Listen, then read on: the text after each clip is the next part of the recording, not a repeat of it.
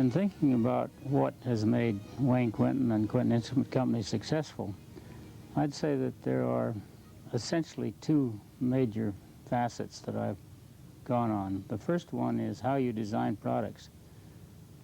It's necessary to design a product to meet the needs of the physician who's going to be using it. Meet it exactly. You cannot do it so that it's difficult for him to use it. The second thing you need is a way of manufacturing it so you can make it as economical as anyone else in the world can. And the third thing you need to do is tell everybody about it. No one ever bought anything that they didn't want or need, or that met their needs. No one ever pays any more for something than they have to pay for it. And the third thing is no one ever buys anything that they don't know about.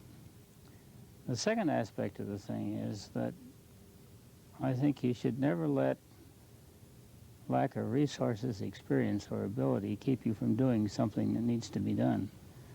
Most of the things that Quinton Instrument Company has done has been innovative and new in the field. And if we took the attitude that, oh, we've never done it before, we can't do it, we would never be where we are today. Never let lack of ability, experience, or resources keep you from doing something that needs to be done. And you just go ahead and try it. And the fear of failure has never bothered me. Failure is what you learn from. And so failing is absolutely essential. And so if you try something and it doesn't work, we've learned from it. Edison said that very cleverly when he said, you know, you tried 5,000 things that didn't work. And he says, yeah, but we don't have to try them again. We know they don't work, and so there's got to be a solution to the problem. And maybe that's the most successful part of the thing, is believing that there's a solution to the problem. One of Wayne's definitions of success in business was to solve a medical problem at a price the customer can afford. And I think that's one thing I've never forgotten, and it still holds true today. It's very simple. Wayne is a delight to work with for several reasons. His basic strength is his creativity. Wayne has an amazingly creative mind. The unique thing about Wayne Quinton is that when Wayne gets on a project, you just get out of his way until he finishes the project, if his interest is really in that project. He was probably 30 years ahead of the Microsoft type software engineer, where, from the stories I've heard, those kids will lock themselves up for 3, 4, 5 days, live on Cokes and candy bars, and just go for it on something. The guy from the University of Washington biophysics lab stopped in the middle of lunch and said, "You're Wayne Quinton. You're a legend in the biophysics labs at the University of Washington," dating back some years. But there was a certain mystique, and somehow he had never been a part of that, but he had heard about this individual that had made all these major contributions to the University of Washington. You bring an idea to Wayne, and he sits there and is not fettered by what has happened, but what can we do to solve this problem? It's a clear thinking, free thinking point of view. I think he's been very bright. I think he's a wonderful engineer. I think he can do things that very, very few people could ever think through. First shows we go to and people look at the treadmill and say, well, what's this for? This is not in cardiology. And I could get a crowd around if I get up on a treadmill and run. And so that sort of became a habit. And then when I started running marathons and the concept of exercise became significant, then there was a lot of jogging and meetings and things like that. And so the fact that I could get up and run on a treadmill for half an hour made me one of the gang, so to speak. This is the first small treadmill. Initially, when people started to do stress testing, they were doing it in their examination rooms, and they had almost no space. You know, you'd go into an examination room, there's a table to sit on, a little space on each side, wash basin to wash your hands in, and they wanted to do stress testing, so we made this little tiny machine, and it was set up in such a way they could stand it up on end, and it would only take about 2 square feet of floor space. This is the 1854 treadmill, and it's the largest of a new style treadmill in which the platform is down low to the ground. The other treadmills were a foot or so off the ground, and so this is a total innovative design for treadmills. Well, this treadmill here is one we built for the space lab operation where they were testing spacesuits. And it's a huge, big machine, and it will operate in very low atmospheric pressure. It's a challenge to keep a treadmill cool when you can't use air to cool it with, and so this had to be designed in such a way that it didn't require any cooling. And you can also use it in pure oxygen. This is a rat treadmill, and it's used by a lot of the drug companies in the study of drugs as they affect the cardiovascular system in rats, and also in the nutritional field in terms of physically conditioning rats, what they eat, how they eat it, why they eat it. This is kind of an interesting thing. Built this for the University of Pittsburgh. It's a ladder treadmill for exercising firemen and miners and this sort of thing, see how fast they can climb ladders. He worked with Dr. Scribner and was able to do many things that made it practical to do hemodialysis, that is the artificial kidney. He figured out ways of gaining access to the blood vessels and made very good instruments for that. And he also was great help to Dr. Bruce, who was an exercise physiologist as well as a cardiologist, in making a treadmill that was highly instrumented so that you could get all sorts of information out of it. Well, good design contributes to his success in developing the treadmill, and good workmanship, good quality products. Most of them held up very well. His ability to design medical instruments was as fine as I've ever encountered in a long career in medical research. As a co-worker, I appreciated the fact that he was creative. He was also very methodical in his approach to problems. He always asked the right questions, and he kept asking questions until he understood exactly what we were trying to do. And then he had perseverance. He was like a dog with a bone. He wouldn't let it alone. And I think these were some of his characteristics which I thought were exceedingly valuable. We had to learn how to use the artificial kidney for that purpose, and lots of things happened after that, but the necessary first step was the Quinton Scribner shunt, and Quinton built it. I think I'm one of the only gastroenterologists that's got all three major research prizes in the course of my life, and I think a lot of it I owe to Wayne, because he's given me the equipment to do it with. It's interesting to see the decisions that Wayne made, directions that he would go. Some were good, some weren't so good, but he's a very persistent person, he's a very bright person, and he really made things work.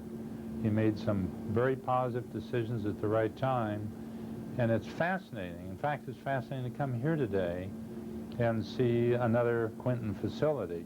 When I look back at where it was when it first got started and where it is today, it's a very, very pleasant feeling. He's had a major impact on a lot of people, and I think that's wonderful.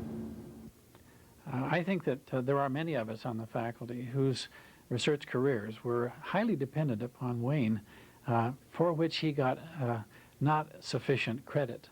One of the high points of my time as a lawyer has been the time that I've spent with Wayne. Lawyers don't have the luxury of building things, and so it's fun to work with somebody who has built something that's really important, that has changed lives. This is Seattle Artificial Kidney Center, equipped with the dialysate tanks that I manufactured for them in the very beginning. So these were self-cleaning tanks. They would automatically wash themselves. They're like a dishwasher in the sense that you could put the detergent and water in them and they would automatically go through a cycle and clean themselves. This device was a chair which enabled a polio patient to go from a horizontal position to a vertical position with essentially no effort. And with that chair they could rest, and then they could get up and walk around, and And that way they could develop their physical conditioning without the need for somebody helping them get up and down. And she came from a very, very dysfunctional family, and they wouldn't help her in any way, shape, or form. So what this chair enabled her to do was to be at home, and she could lay down and rest when she had to, and then when she wanted to get up, she could pull herself up, and she started out just barely able to stand. And she'd maybe stand for a few minutes and then sit back down again and then rest. And she began to take steps and so on and so forth. And finally, after I think a year or so of very diligent effort on her part, she was able to walk well enough that she got a job and became self-sufficient. Wayne would be somebody that would have an insatiable need to create for the sake of creation. It was a great disappointment when Wayne left the university, because I thought it was both a professional loss as well as a personal loss. In short, we lost a very valuable colleague, and I lost personally a friend. But Wayne's success with his instrument company, I think, has been just wonderful. It couldn't have happened to a finer person. And I always remember Wayne as one of my best friends. Well, Wayne has been running for a long, long time. He was a hardcore runner before running became fashionable, way before running became fashionable. I miss him a lot because I don't see him as much in business anymore, and I valued his expertise. He has the most insightful mind. You can be talking to Wayne and be pretty sure that maybe he isn't even listening, or that it's going over his head, and then he'll zing you with a question that is such a fundamental and right to the point kind of question that you'll say, oh my God, this guy really understands what I'm talking about, and he's just hit me with a question that is the essence of the whole deal or the whole project. And I think that's where Wayne is really, really great. But he cared, and he was willing to walk one of my dogs in the morning when I needed to walk a dog. And I look upon religion, the Bible, Book of Mormon, Pearl of Great Price, and the Doctrine and Covenants, as an instruction manual written by the Lord to tell us how to live. And one of the things I've learned over the years is when you're working with a strange piece of equipment, the first thing you should do is read the instruction manual. And there are so many pitfalls in this world that we live in that you really ought to understand the instruction manual of the man who designed us and put us into this situation. And so as I have gone through life watching people, working with people, and so on and so forth, I'm convinced that those individuals who follow the precepts of what I would call the gospel live a rounder, a more full, a happier life than those who try to circumvent or bypass some of the concepts. Certainly taking care of yourself physically is important, being mentally in tune with the proper objectives is important, and having a family relationship that's not troubled is very important. Well, probably of all the projects that I've been involved in was my senior design course, which was a arc welder, or air compressor made by arc welding techniques. And I entered that design into the James F. Lincoln arc welding contest, and I won the National Grand Award. And that was probably one of the more exciting days when I got the letter saying that that was there. Most of the other projects that I've worked on have been fun, and they've been rewarding, but there wasn't the instantaneous recognition that I got from the design award. At that time they had an architectural design contest and they had a mechanical design contest, and then they picked the best of the two and had the grand award, and I won the grand award. So that meant that I was probably, as far as that particular design is concerned, I was the top designer in about 20,000 students that applied. So it was a real prestigious thing, and the university got $1,000 besides me. Wayne and I were at a conference down in Redwood City, California, I think in connection with Sequoia Hospital down there. And the subject of the conference, it was a scientific meeting where scientists were presenting papers. The subject of the conference was on a medical condition called sleep apnea, which is basically heavy-duty snoring. And the speaker, it was after lunch. We were sitting in a darkened ballroom, and you know how it is after lunch. Wayne is kind of notorious for dozing off in meetings. And we were in this meeting, and I remember sitting around this table with other scientists and listening to the speaker, and the speaker happened to be talking at that time on the classic symptoms of sleep apnea, which was not being able to stay awake during the day. And while he was talking about this, I looked over at Wayne, and Wayne was asleep. And so I've always thought of that, and thought I'd like to tell about that sometime. I'm not sure if he remembers. I have no question that he'll be busy and generating new ideas. That kind of personality doesn't sit down in a closet and mope.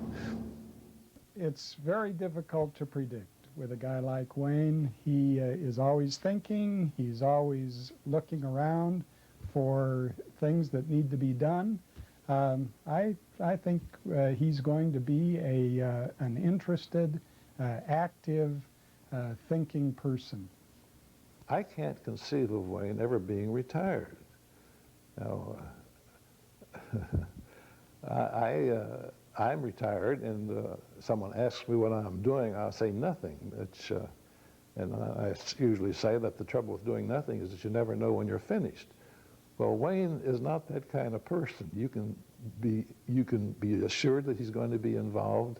I don't see it as retirement. I think probably what it'll mean is that Wayne will get involved in some special projects that he has always had on the back burner. In fact, I'm not so sure we won't see Wayne working a lot harder in the next 5 or 10 years, but they'll be on some of his dreams and projects that he's had on the back burner that he felt somewhat inhibited to proceed on because of his obligations at Quinton. And so the grandfather of the treadmill may also end up being the grandfather of some other unique invention that none of us even know about or even realize that we need, but probably Wayne does, and he'll quietly start working on that project, and then he'll bring us all in at the right time, and